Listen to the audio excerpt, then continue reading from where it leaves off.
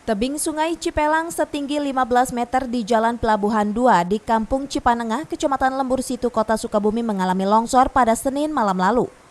Longsor sepanjang 40 meter ini terjadi ketika sejumlah wilayah di Sukabumi tengah diguyur hujan lebat.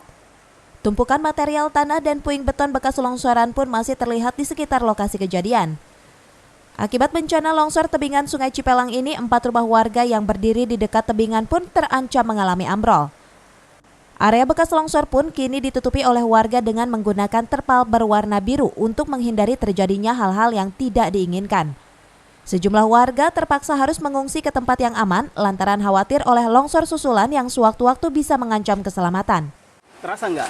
Kerasa bergetar gitu, ya gemuruh aja gitu.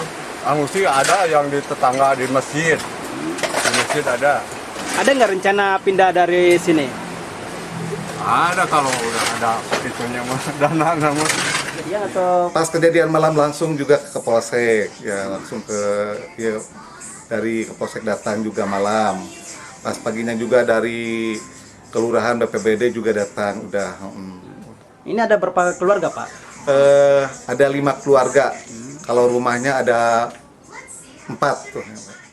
Dari Kota Sukabumi, Iqbal Bakar melaporkan.